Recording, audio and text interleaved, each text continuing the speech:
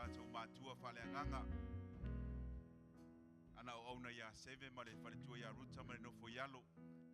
Ngata fo i leo le pai o tātou e kālesia. So ngari whaifea ulangolango ma le whaletua ma le whanau. Tainane fo ia suo.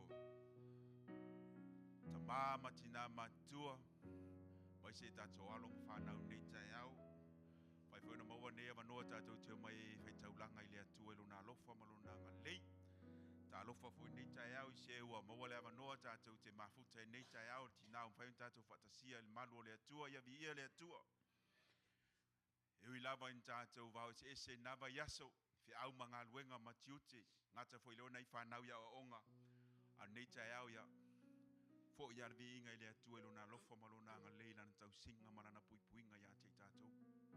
Pe lava mea tātou te anga iai e in malanga maliu mo le oti. Au le atua e le mawhai ona tūla fua ia te tātou. Ne o mafua e nei tai au tātou o mai tātou e avere vi inga man whamanui le atua. Lona alofa ma lona ngalei.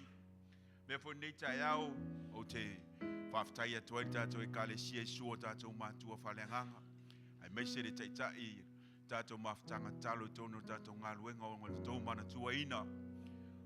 Au iai foi le tamā i tono sio tātou atunu mo tātou maftanga i au mbori mai ia rofa anga le tamā. Lana au auna ma le tina ma le nofo ialo e meise tātou e kālesia. Ngata foi lea, mori mai foi ia whaftai au auna foi lai tua vai. Ia sa lesa ma le wharitua o non mana tua ina o ila ua, e meise le ainga. I le talo. Bato i lava le nganga whaftai i le nei tai au tātou ngā luenga. Au nei tai au ia lau palawina lopa ia ma lau mamatu. Le tātou tūla i mai mo le amataina o tātou maftanga i le nei tai au. Tā pena lau tangata i le nei tai au. E te le i tūina lau maota ma lau whale le nei tai au. E ele mafu angana e saua i le nei tai au. Na e saua te mana o mia le atua i le nei tai au. O ani whamanuianga le atua i le nei tai au. Baba ai le atua i lona alofa ma lona ngalelei. Tātou te lei roare 5 minuti o ilu manai. Ao le atua ia na te sila fia mea uma ia te i tātou. Nei tai au, whape ifo ai le atua se atua i nā lelei. Se atua i nā whamaoni. O lana whamalolonga ma lona alofa leo o mafua i le nei tai au. O le au ta talo le nei tai au, tā pena lo loto. Au alau maftanga i le atua le nei tai au. Mātou vi ia o e tamai le nei tai au. Si atua mātou lima o mātou whape ifo le nei tai au tamu. O ie mātou le tangata wa e manatu mai e tamai le nei tai au. Le aia sa mātou wa mi o wa tonu i lau o fio i le nei tai au. Mātou whape ifo tamai vi ia o e mawhamanu ina lau o fio. Whaftai lau tau singa ma lau pui puinga ia te i mātou. Whaftai o lo soifua lau le lei o mātou mātua whalenganga. Le ngata i leo lau au whai ngā luenga i le nei tai au. Ta mā matina se ia o lava i mātou whana witi ta mā. O mātou o mai i le nei tai au. Ta la pui pui o lau whale ta talo. Se o mātou whamanuina masula ina le alofa ma le anga le lei o lau o fio ia te i mātou. Mātou wala au anganga pa ia e le nei tai au. A fio mai a oe i le mea nei. Se e whamanuia le amataino le tapua i ngā lau whanau tama. Ta tala o mātou loto i le nei tai au. A se o mātou wawai atu i lau whetalai mai a te mātou. Talo le atua whamanuia i lau whanau i le nei tai au le atua lo mātou tama. Steimi mātou whalongo i lau upu le atua. Ia i lau whaunga i lau au no le alama i lau whina ngalo mo i mātou i le nei tai au. Mātou talo ai o sauma se mana onga i le nei tai au. O ia le atua e te sila fia mea uma i le nei tai au. Lau whamalolonga i lungo lau whanau i nei tai au. Talo mo le au whauu i a te i lātou. Vi inga lau o fio le apese i na tama. I alu ma le mana i a whaile ma taulanga maa lia i lau o fio i le nei tai au tama. Whamangalo i mātou o lau whanau i le nei tai au tama. Whamanuia le amataina o le tapua inga i a te oe. Tu mau i a te oe le vi inga tama. Nei masa uma e whawavau lava. Amen e mamene. Thank you.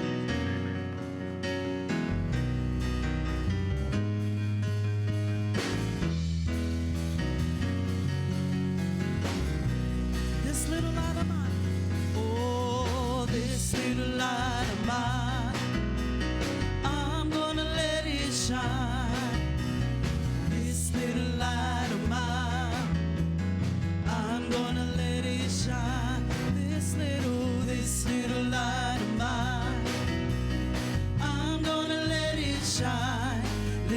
shine, let it shine all the time. This little light of mine, this little light of mine, I'm gonna let it shine. Oh, this little light of mine, I'm gonna let it shine. This little light of mine, I'm gonna let it shine. Let it shine, let it shine all the time. Everywhere I go, everywhere I go, I'm gonna let it shine. Everywhere I go, I'm gonna let it shine. Everywhere I go, I'm gonna let it shine. Let it shine, let it shine all the time. Malama lama lai titi, malama lama lai titi, ya fasu sulupea. Malama lama lai titi, ya fasu sulupea. Malama lama lai titi, ya fasu sulupea. Ya susu, ya susu, ya mupe. Tepesema, malama lama, malama lama lai titi, ya fasu sulupea. Malama lama lai titi, ya fasu sulupea. Malama lama lai titi, ya fasu sulupea. Ya susu, ya susu, ya mupe. Come on, sing it again. This little light of mine, this little light of mine, I'm gonna let it shine, let it shine. This little light of mine, I'm gonna let it shine. Oh, this little light of mine, I'm gonna let it shine. Let it shine, let it shine all the time. Sing, I came to praise you. I came to praise you. I came to praise you. I came to praise you, mighty Lord. I came to dance, I came to dance and clap my hands. I came to praise you, mighty Lord. Oh, to salve thee, oh, to salve thee, oh, to salve thee, Yati o Elohim, oh, to salve siva siva, pati pati olima, oh, to salve thee, Yati o Elohim. I came to praise you, I came to praise you, I came to praise you, mighty Lord. I came to dance and clap my hands. I came to praise you, mighty Lord. Came to praise, I came to praise you. I came to praise you. I came to praise you, mighty Lord. I came to dance and clap my hands. I came to praise you, mighty Lord. I came to dance. I came to dance and clap my hands. I came to praise you, mighty Lord.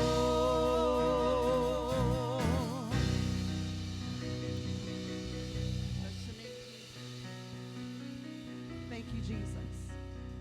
Father, we worship your holy name this morning, Lord God.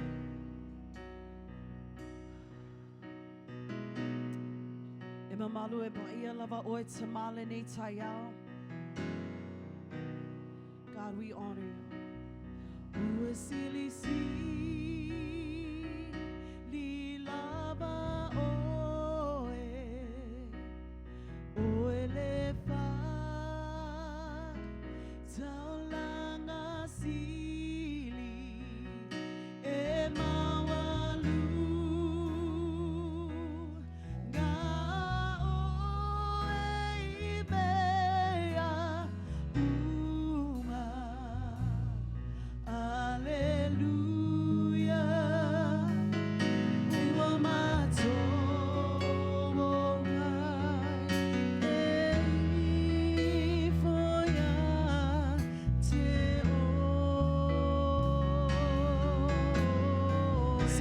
place you on the highest place. We place you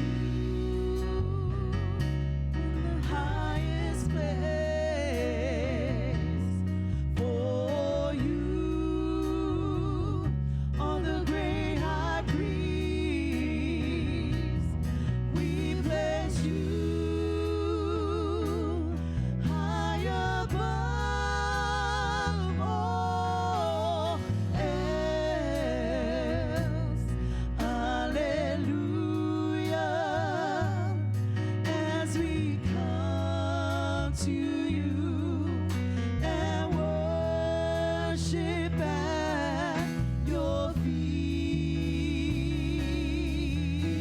Oh, silly, silly, silly, silly, lava, oh, olefai, taulanga sili, mawalunga halu, na oeimea uma.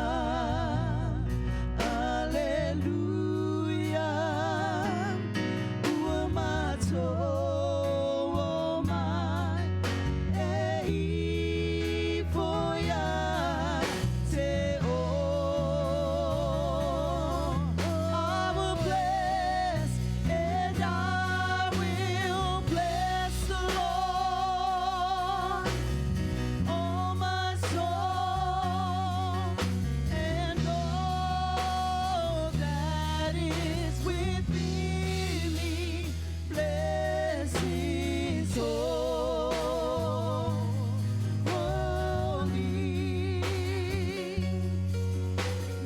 name.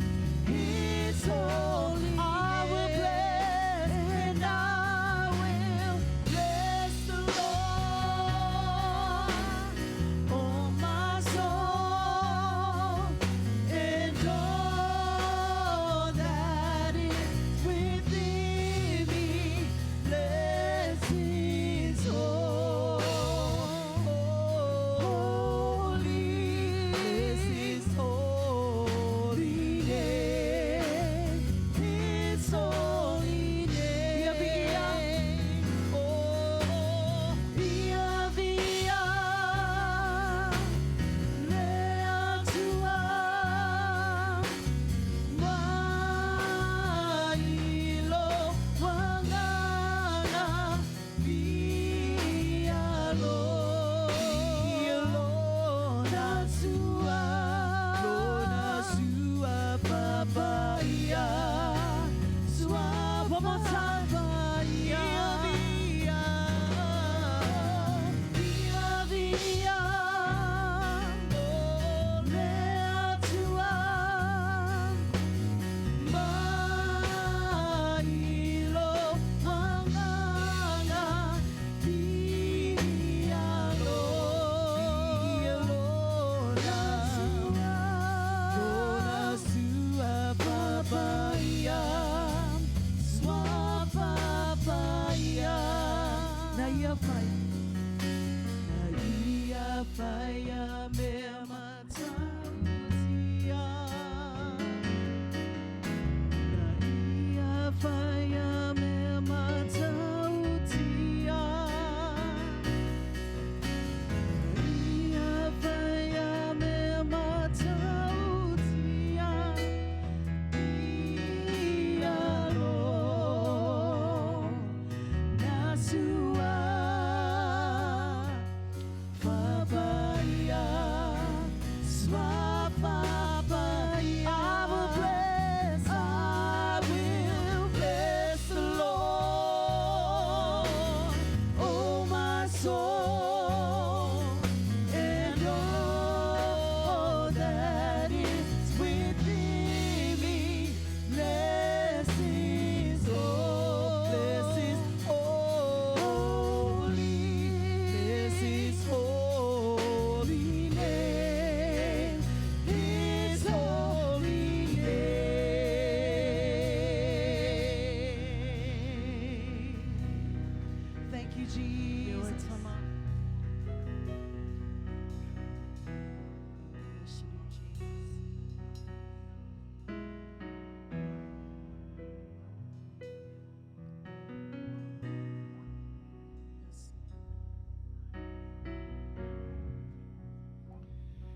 Ia tu mau pe ia te oe le vi inga, le tama, le alo, ma le anganga pa ia.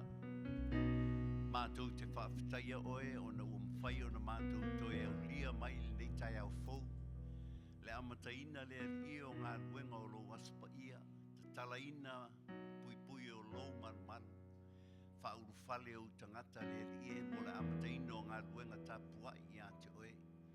Mātou wala au le mana o lo nganga pa ia fio mai, ina ia whapenao na whau wina le i le amataina o mātou ngā ruenga.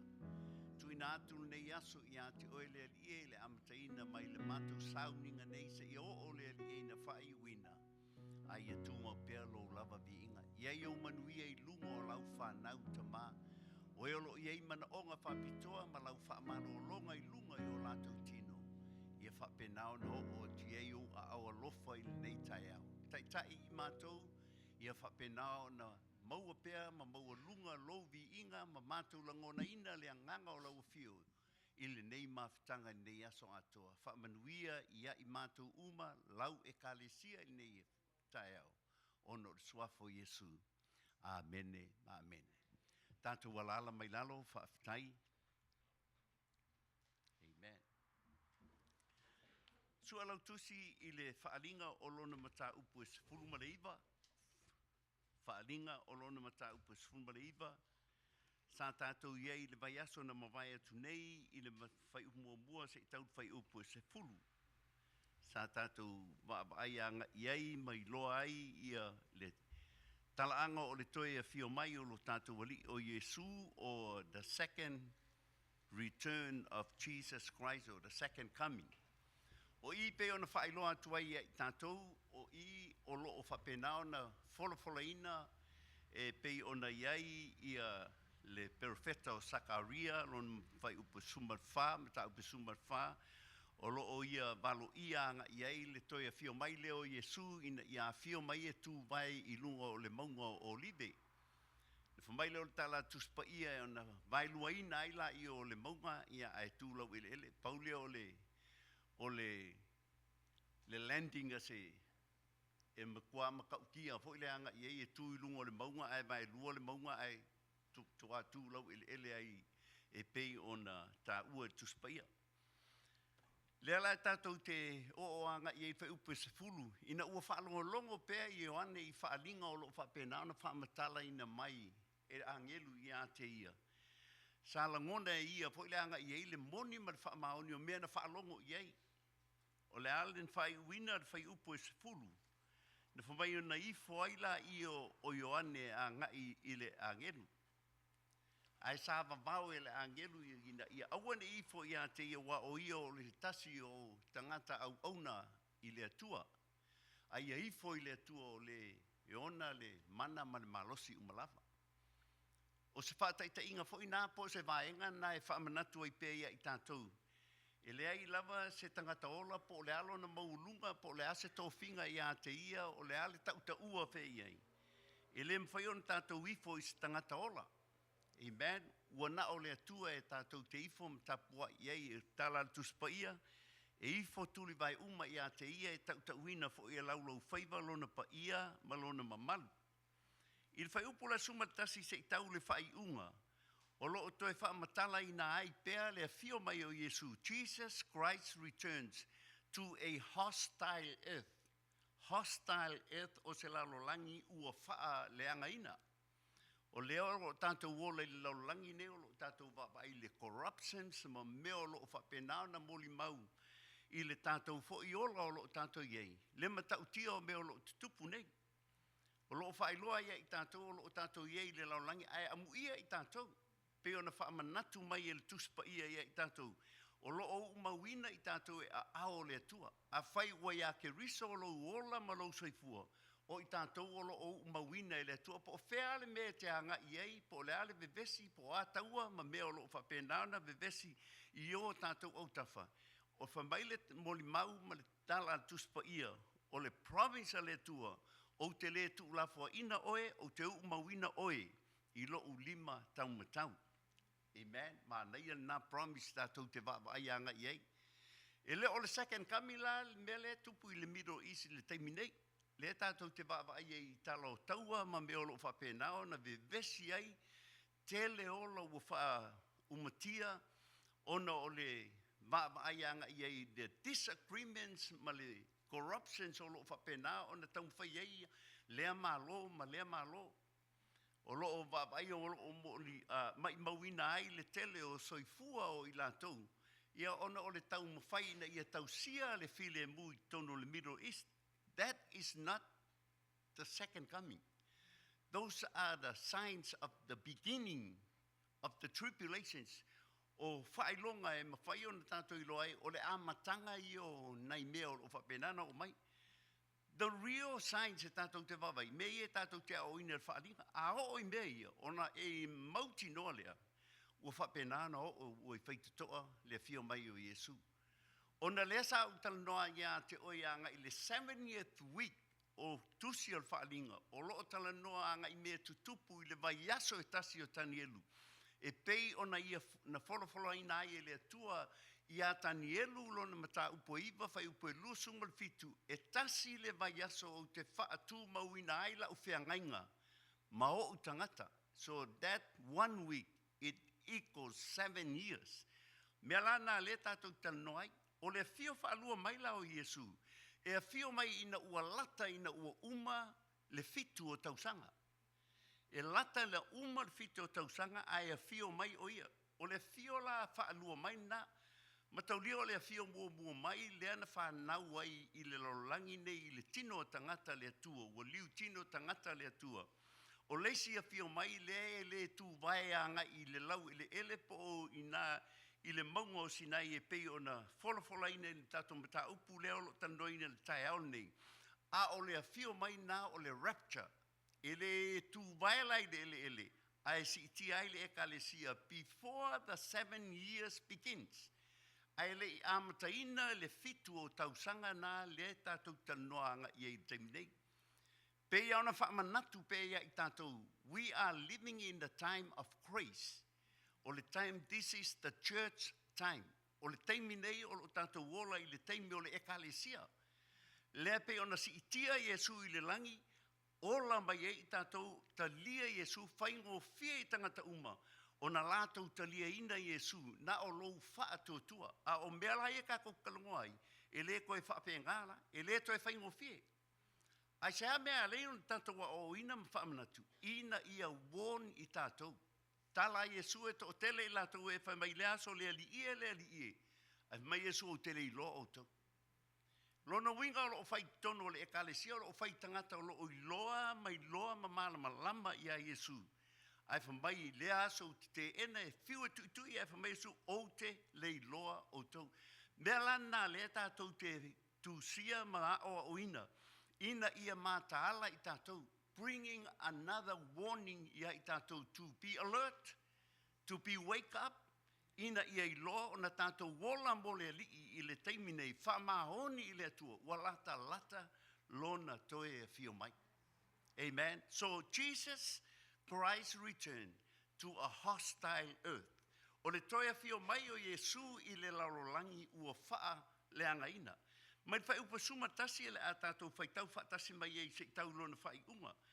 Whaalinga lona mata upa sepulma le iwa, suma tasi se tau lona whai unga, se a whai umolau tusi, se whai tau wha tasi mai ei. Ia. Nā uloa atu le langi wawanoa, whauta foi, o le solo whanua sina sina, o le titi e ai foi ua ingoa o le whamaoni malimoni, o le ami o tonu foi, nā te whamasino ina ai e tau i le taua. Ua pei o le mumu o le afi o na fo. Ua ia.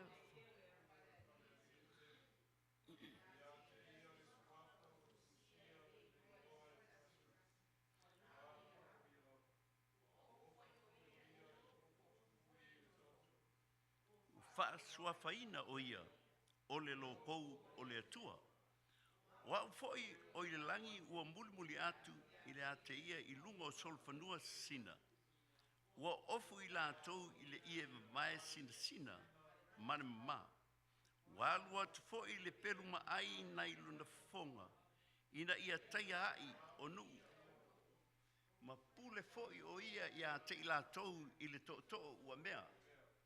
E soli foi o ia soli ngā bine o le toa sā ma mafa o le atua. E ona le malosi umalawa. Ua ia te ia foi le suafa ua tusia i lona ofu ma lona vai. O le tupu o tupu ma le alii o alii. Na au i loa foi le tasi angelu ua tui le la. Ua langa foi o ia ma le leo tele. Ua whape atu. Manu uma e whele lei le tau loto a inga o le langi. O maia i nāta potoane i le whainga aia le atua sili. Ina ia o tau ai tino tupu, ma tino tai o au taito afe, ma tino tangata malolosi, ma tino solo whanua, ma e o te ai. Ma tino tangata uma, o e sa loto a toa mapolonga, o tangata anu a toa mali. O na o i loa lea o le manfe ai. Ma tupu o le lalolangi. Ma ala tau au o wha poto ina e tau ai le taua ma le ua tie. O mea,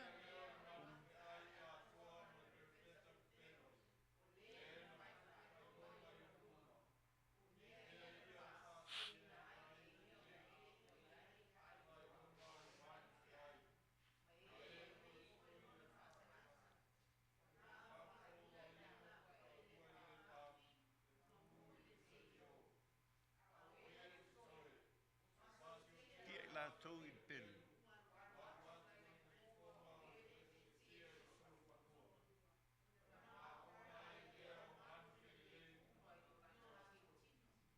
Kau kia le mea le aku, ka ko wa ai anga i ei.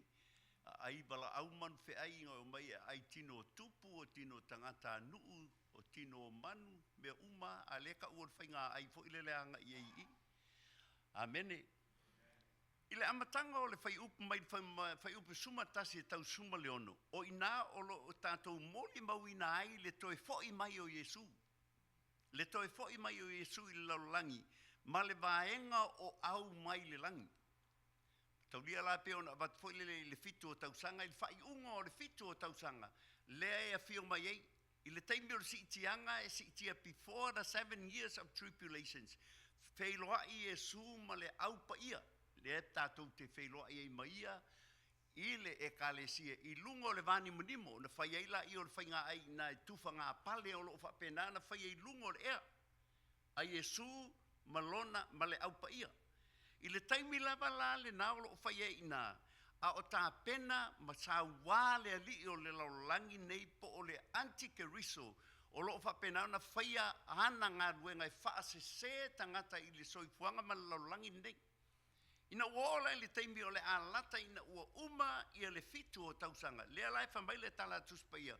Whambai o ane ona over aia lea i le langi. I saw heaven open. Mai o ane na o iloa lea ua matala le langi whaauta o le solo whanua sina ma lea o lo ti e ai o lona ingoa o whaamaoni ma tonu. Lea la u mori mau mai e i tātou i o ane. Matau lia mai le amatanga whai mua e tau whai upu e se fulu. Sa tātou whaalongo whamai o ne na o whaalongo i le leo. A o leo wa ai pupula anga i ei o na mata. A nga i le solo whanua sina ma le o lo ti ai o lo na suafa o wha maoni mamoni. O inga ua wha ingoa wha pena o na o le wha maoni o le atua. Amen. O le suafa na leo wha ingoa ina i le o lo ti e le solo whanua pai. O ai la leo lo ti e le solo whanua pai. O le tātou waaianga i ei o Yesu ke risol na. Ina mata upo e ono o le whaalinga. O lo ta ua mai e le teimina ua ta tala ina wha mau whailonga mua. Matau lia fitu wha mau whailonga, fitu ili ngā pū, fitu ipu o le toa sa o le atua. O le saanga leo ipu muli o le toa sa o le atua. A ile amatanga o le tatala ina o le wha mau whailonga. Sa tātou mon mauina ina ua mo tatala ina le whailonga mua ai a pia mai le sol whanua pai. Sol whanua uliuli. Sol whanua ena. Sol whanua mumu. O loo a pia mai anga ina mta upu e ono. I tatala ina o wha mau whailonga. O le tele lau i lantou. Na moli mawina fe mai o le sol fanua pa e a ngai I nai mata upo ono. O Yesu na sau, leanga e sol fanua pa e o lo ti e li tangata. E sau ma le file mu. E sau ina ia whaia whaatupu le file mu. O le file mu la, na tātou watangia mai I au upenga o lo o sau ma le o lo ti e li sol fanua nai mata upo ono. O leo lo ti e ifa mai o lo iei le au whana. Ai le ise u. Whawhiwhelanga mo se file mu a ngainga. Lona wingo o le file mu pipelo. Na o lo amaia mua mua.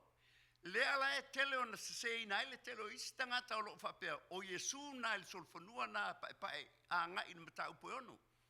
Lea whata wha ilo mai I o Yesu moni le il solfanua pae ila ua uma. Le taimi o le tanato tali suanga I lunga matufa ngā pale o whai. O na fio mai lea o ia.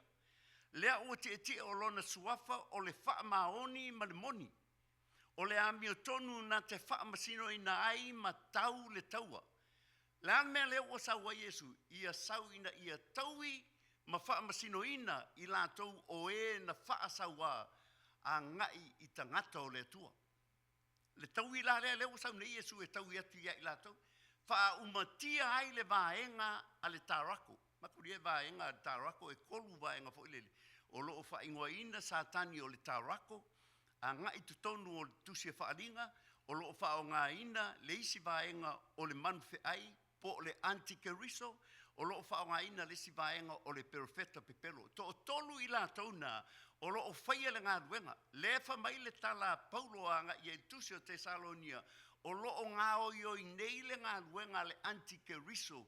I o tātou tangata I le teimnei. E le I whaalia mai le antikeriso. A o ana ngā ruenga ka mai antikeriso le ngā rurua le teimnei. Ina ia wha se se ina le ekalesia. Mea lana ia tātou māta alai. Ona o le nganga o le antikeriso. O le whearuai. We see the deceptions o lo whapenao na vava aia mamoli mawina ia I lātou o lo whaasa se ina le tātou tali tonunga. O ni isi fo ilele anga iei o lo mori mau ele to iei se fio mai o Yesu. Wa umana fio mai o le taimia na si itia I lunga mai le taimia o resurrections o le fio mai na o Yesu. A leo lo mori mau ia I tātou I se I kako suela fo ilele anga iei e pei ona mori mau Sakaria lo matau pe sumarfa. Suela tusi Sakaria. O lona mata upe sfulu marfa, o lona fai upe tolu marfa. Fai ua mo e seisi fo ilele anga I ei fai tau mai. Sakaria e se fulu marfa, o lona fai upe tolu marfa.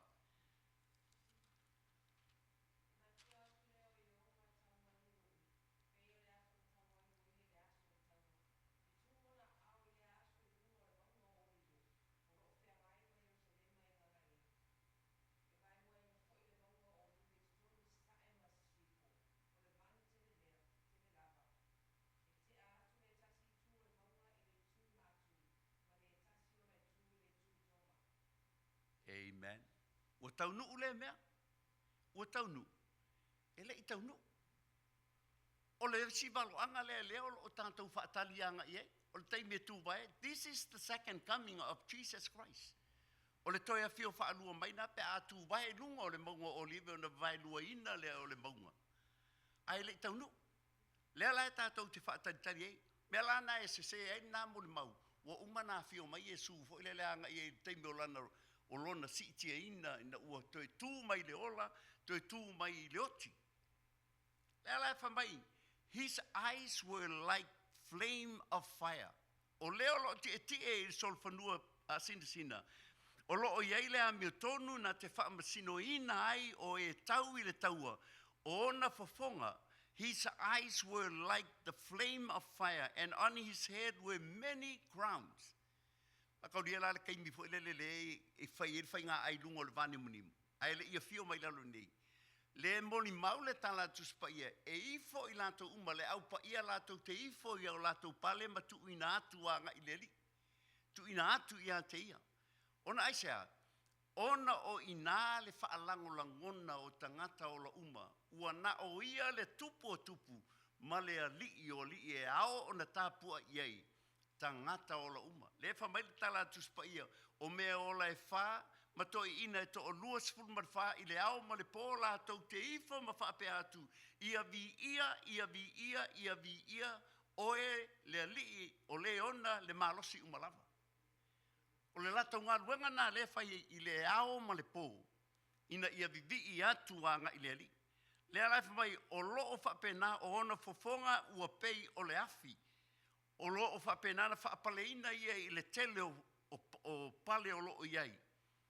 His head were many crowns, and he had name written that no one knew except him. O loo iai ma ofu o ia i le suafa e le o iloa e se tasi, ua na o ia lava. Amen. Mai whai upasuma tolu ua ofu ia i le ua fufui i le toto. He was clothed with the robe dipped in blood, and his name was called the Word of God. Vai le tāua o le upu le ale atua. Le tāua o le upu le wha me ua ofu ai, ona ua whaamalingi ina lon toto mo le whaamangalo ina o a tātou wanga sala.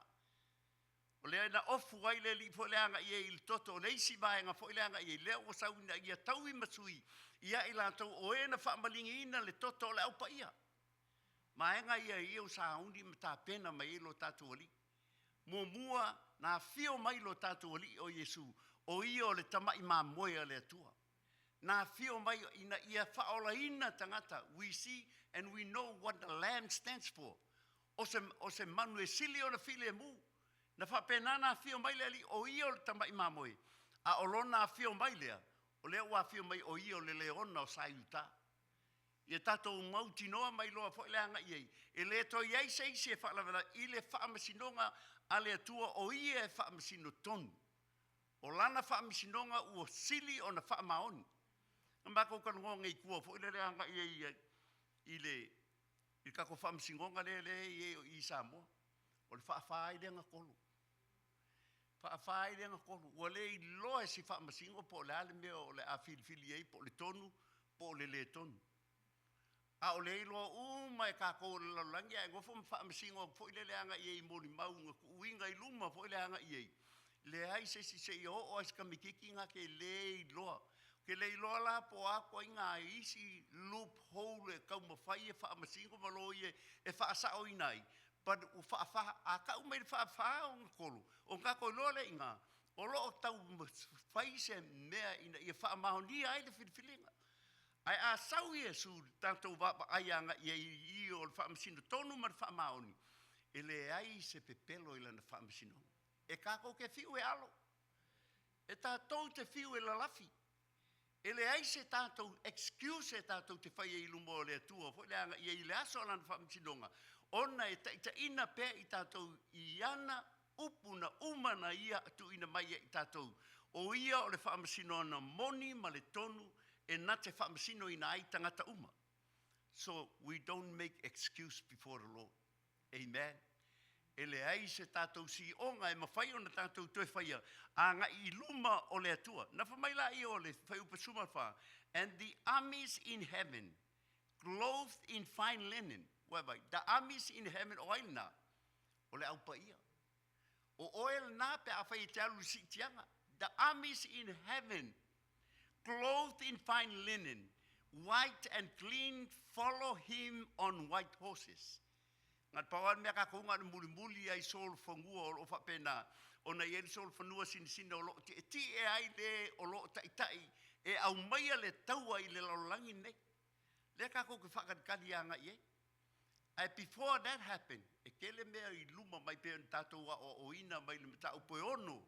Se i tau i le mata upo e se fulu ma le bat. Kele mea kukupu ai fo i le anga iei. Before we come in this event here.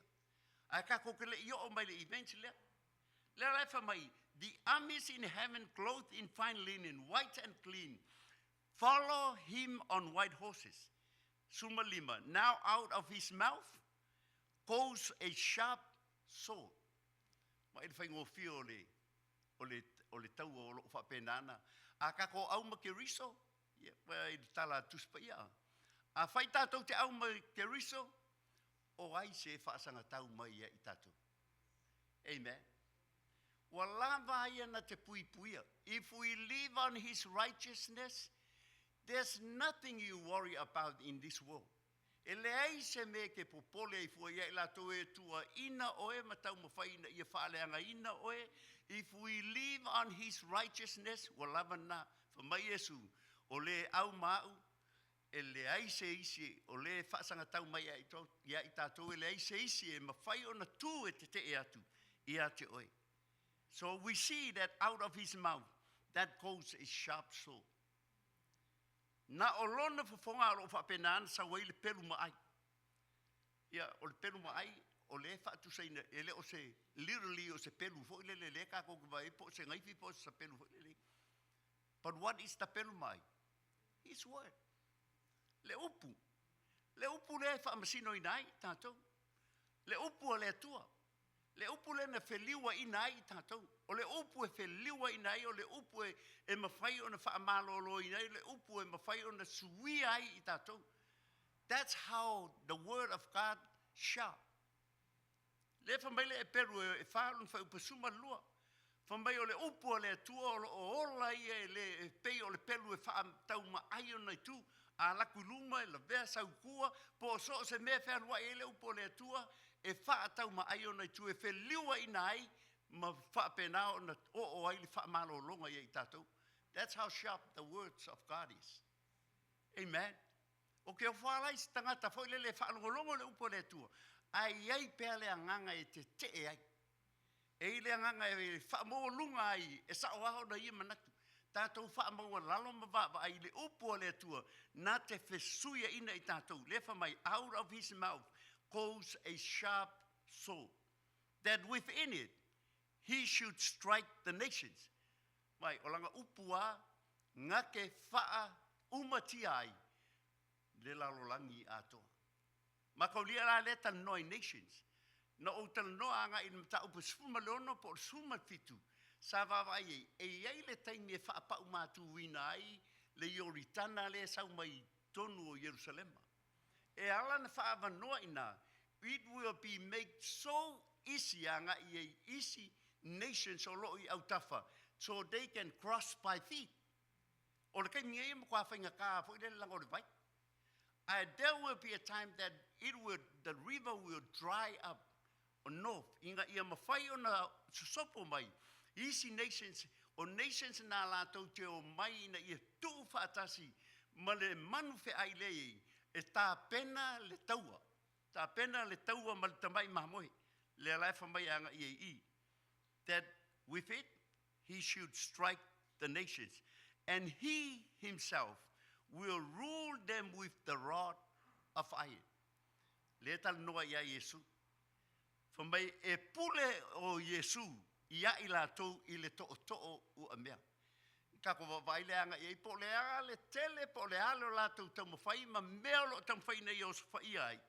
Na o lana to'o I mawhai o na pule ai I lātou uma. He himself threats the winepress of the fierceness and the wrath of Almighty God. Sumaleono, and he has on his robe, on his thigh, a name written, King of Kings and Lord of Lords. Mai tau mai la, I le taimi le sa wei, matau lia whai ungol tolu male afa tau sanga. Lea na whamai ele manu whi aipe na whamai ele antikariso. O mai la ia, ko o esa la ia o au lea la ua latu ina e nofo I lunga I le nofo Yerusalema. Ina ia avea umatupu, o au o lo o tau atua. O mai la ia tapua I mai ia teau. I le tolu male afa tau sanga muli muli. O lea ua nofo le antikariso anga I le nofo o ia o le tupu e o atu tangata e tapua ia te ia. O a me fai, tātou te molu mawina e fai e le antikariso, fai e le perofeta pepelo vabenga. E ei le whaatangata e fausia ina, a e whaangangana le vaenga le, wakili ei o nga sese tangata. A tili ei o na taita ina sese o na aisea, wa vai vabenga e fai e le antikariso, ma fai e le perofeta pepelo. Mai o wa'u o le tupu. I look at here when Jesus take foot on Jerusalem. He said that his robe on his thigh and the name was written, King of Kings and Lord of Lords. Ma ngai ia si pese fo le ka ko ke usua I le fua leo Yesu. Lord of Lords, King of Kings, you are Lord Almighty. All the earth and heaven sing praises to your name.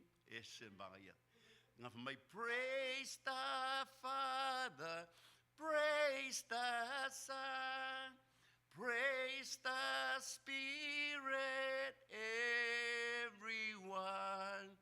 Praise the King of glory. Praise his holy name and sing. O le pese na o le fua o le manu malo. O Yesu. Leo tato wawaianga e. When he take place, his name was written. He was the King of Kings. And he was the Lord of Lords. Amen. Vaenga lua pe ona e wawaianga i. O le vaenga le ta ua o le vala aulia mo le ainga tele. O le vala aulia mo le ainga tele. Amen. Ka koe vala aulia fo le leanga i fai poiponga ia vala aulia i anniversary vala aulia i aswangau vala aulia fo le le. E le fa kusa inga ainga ia ka ko ki faia. Anga i le vala aulia le fai le ainga tele. A o le vala aulia le. O le vala aulia ino manu felele. Ma manu o le vau. Ma manu o lo whapena o na lato o atu ina ia lato enjoy ia tino tangata oti. Ai whamai, invitations to the great supper. Amen. In great invitations po le bala aulia mo le ainga tele. Mai le fai upo sumar fitu e pe on tato whaita wina. Sumar fitu whamai. Then I saw an angel standing in the sun. Na o i loa le angelu ua tui le la, ua alanga foi o ia ma le leo tele, ua whape atu i manu uma e whele lei i le tu loto a inga o le langi. Le bala au le angelu foi le leanga i manu uma o loo whapenan whele lei i tu loto a inga o le langi, mai o maia. Ia tātou whapotoane i le whainga aia le atua silisili. Bala uria ia mau wheleinga i o mai ia whapoko le whainga aia le tua sisi no ngai sea.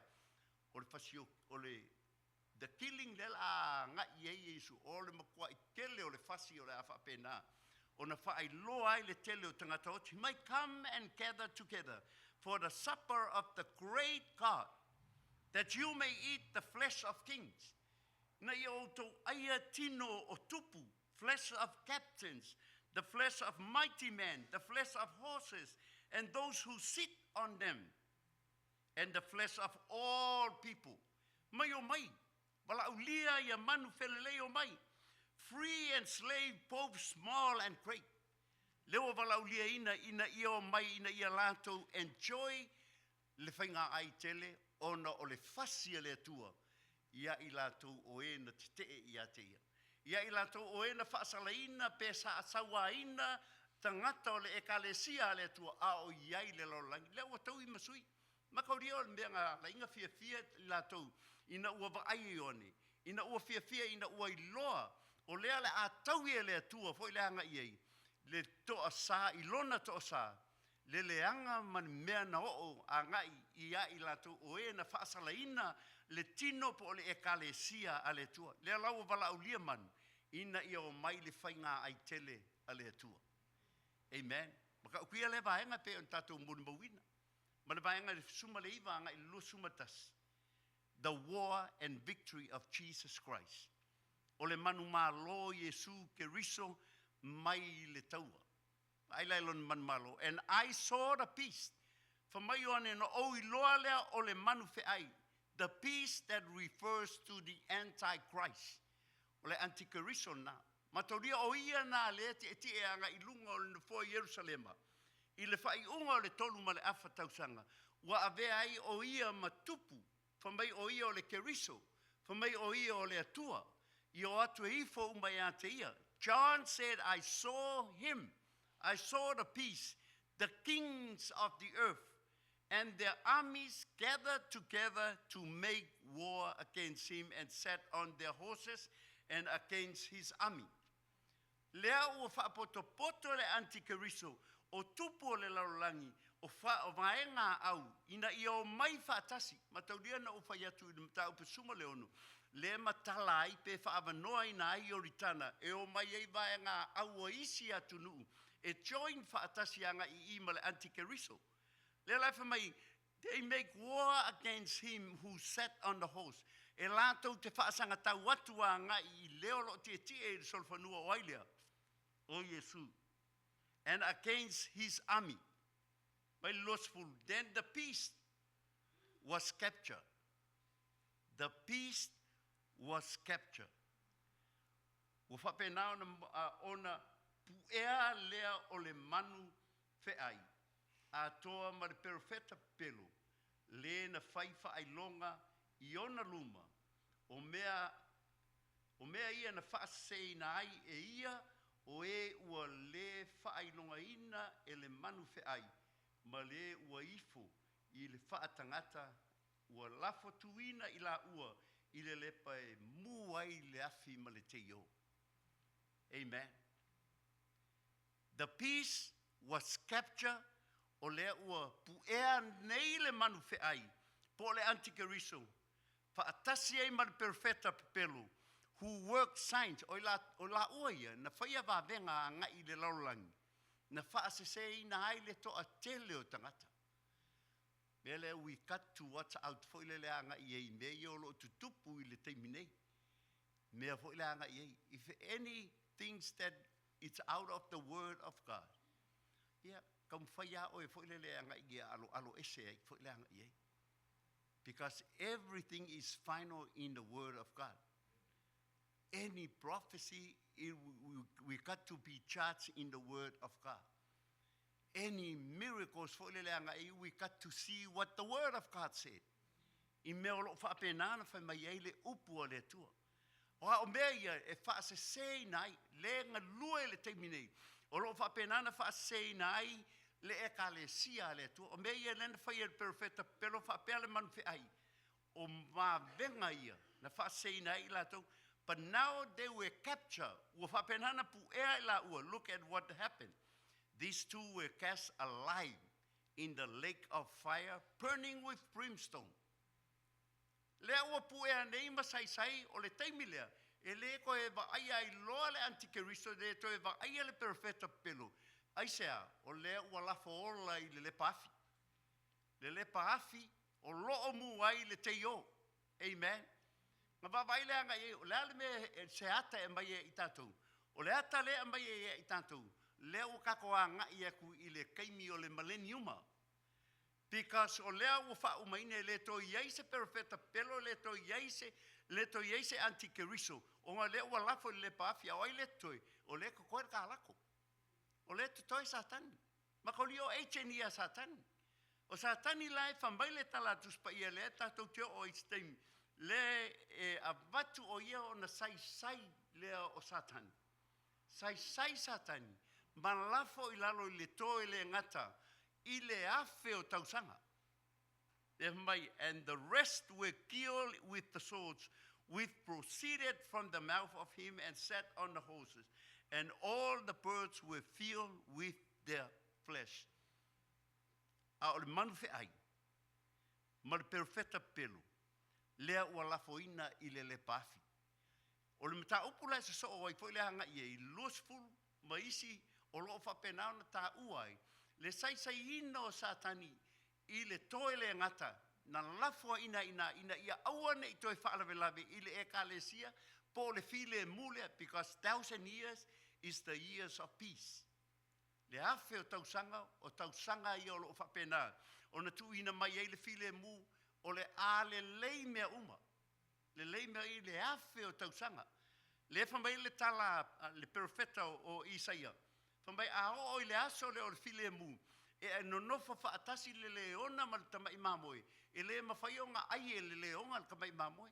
No nofa whaatasi le tamai titi ma le ngata uongo. E le mawhai o na ai e le ngata uongo le kamikiki o ngaisa. It's the time of peace. Ua Malu mea uma. Ua ma ngaia mea uma fo ile lea ngai ua laku whaangoi eku i le mangu whea ia le mangu reka u whea i le leonga fo ile lea ngai ai whakasi mara mamoe. E whapena fo i tātou tangata. E i mangu e kako ke whewhe fo ile e i se mkwa whewhe ke mingi i ngata. A ole haso le o le 1,000 years le haso le file mu e whapena o na longo le lei ei. Ma lu mea uma ile afe o tausanga, wa umar fofo ina le atua. O le ala tātou te whaatali ei, o le toia fio mai leo Yesu, e tu vai lungo le maunga o libe, vai lua ina le maunga. O na whapena leo o na tau o le taua. O le taua la le tātou te whaatali, o le taua le tau i le vanu o amaketo. A whai ke vava ai whai le anga i go study, go look at the Amakero. Masenka ko fa longo fo ele o lo ele movie, the movie of Amakero. Ah, sao. E ka mi fo le nga nga fa adi me fo le, but o le mau Amaketo ile vanu le o Mekitos. Ah, le vanu, that's where this war will be take place.